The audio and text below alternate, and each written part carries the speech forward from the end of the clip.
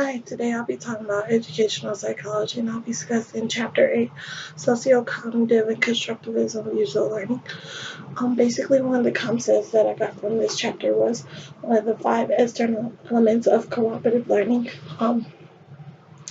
which was the first one, positive independence. Basically, positive independence is children within a group setting feel like they cannot succeed unless everybody in the group succeeds or the main person in charge of the group succeeds. Basically, this is a real big problem, and teachers seem to be aware of this because that's not really true. No student should feel that, well, if Jimmy succeeds, then I'll do good and succeed too. No, you should feel that you should succeed with or without the help of your group members.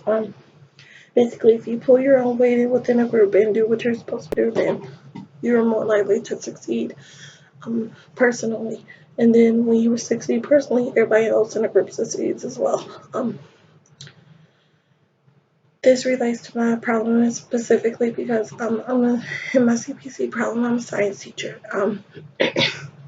One of the main problems I'm having in my classroom is getting kids to cooperate within their groups because they feel like the material is too hard and they're not really comfortable with sharing and interacting with each other. I feel like this really relates to it as well because none of the students probably feel like they would succeed within their group because the material is hard. So they feel like, well, if they don't know what to do, and I don't know what to do, then how am I supposed to succeed? But if they have somebody in the group that knows what they're doing and feels like they're going to get a good grade in the group, then I'm going to get a good grade in the group, which is not always the case because, yes, you have overall group grade, but you also have your own individual grade within a group as well, which is what students need to realize. Um, One way I could address the problem within my classroom is basically having each student get within their groups in the science class and basically telling them that I noticed that a lot of you students have not been pulling your own weight within your groups, and this is a really big problem. So in order to fix this, we're going to have to change things within the classroom setting. Basically, you guys are going to have to start having your own jobs within groups, and you need to complete your jobs in order to get your very own good personal grade.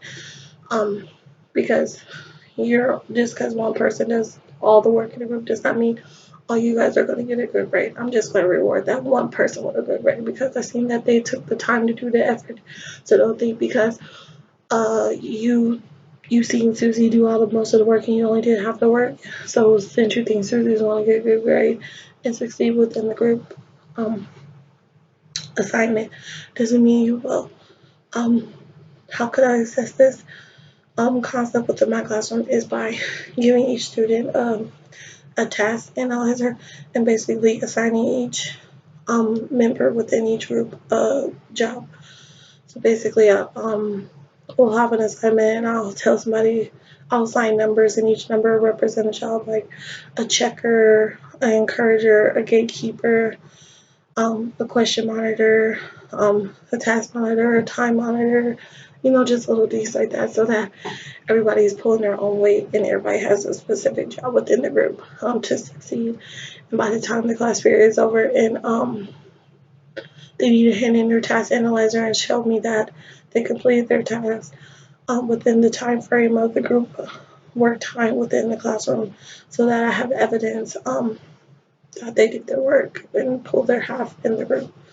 And also, I would also have each group member grade their entire group as a whole to also get feedback from each group member to also inform me on if that person really checked the time every time they were supposed to since it was their job, or that person really did the job with gatekeeping and just making sure each member is dominating within the group, and that the checker always makes sure that everybody is good and up to date with what they have to do, like just making sure everybody's pulling their own weight.